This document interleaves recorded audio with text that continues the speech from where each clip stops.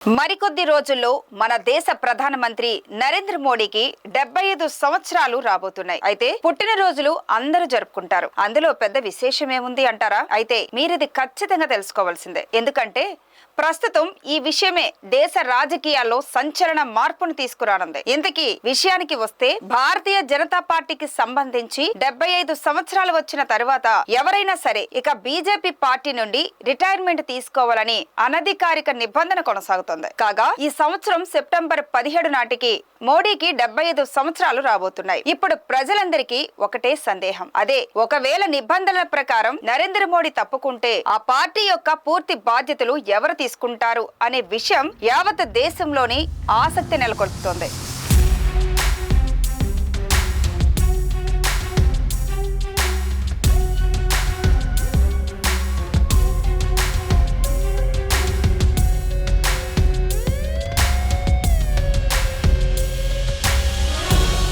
నేపథ్యంలో మోడీ తర్వాత ఆ పార్టీ బాధ్యతలకు నాయకత్వం ఎవరు వహిస్తారు, మోడీ తర్వాత ప్రధానమంత్రి అయ్యే అవకాశం ఎవరికి ఎక్కువగా ఉంది అనే విషయాలపై India today mood of the nation అనే సర్వే ప్రోగ్రాం నిర్వహించారు. దీనిలో సామాన్య ప్రజలు ప్రధాని మోడీ తర్వాత బీజేపీ పార్టీకి ఎవరు నాయకత్వం వహిస్తే బాగుంటుందనే దానిపై ఎన్నుకోవలసి ఉంటుంది. సర్వే ప్రకారం చూస్తే బీజేపీ పార్టీ బాధ్యతలకు నాయకత్వం వహించేందుకు ప్రజలు ముఖ్యంగా ముగ్గురిని ఎన్నుకుంటున్నారు. నరేంద్ర మోడీ తర్వాత పార్టీలో సీనియర్ నేతలు చాలా మందే ఉన్నారు. అయితే ఎంతమంది ఉన్నా సర్వేలో మాత్రం ముగ్గురు సీనియర్ నేతల పేర్లు బాగా వినిపిస్తున్నాయి. వారిలో 25% మంది అమిత్ షాను ఎన్నుకున్నారు.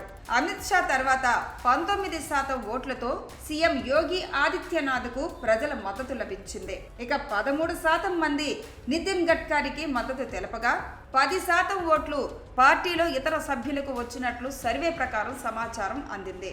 కాగా ప్రధాని మోడీ తర్వాత అమిత్ షానే పార్టీ బాధ్యతాధికారాలు స్వీకరిస్తారని పార్టీ వర్గాల నుంచి సమాచారం వస్తుంది.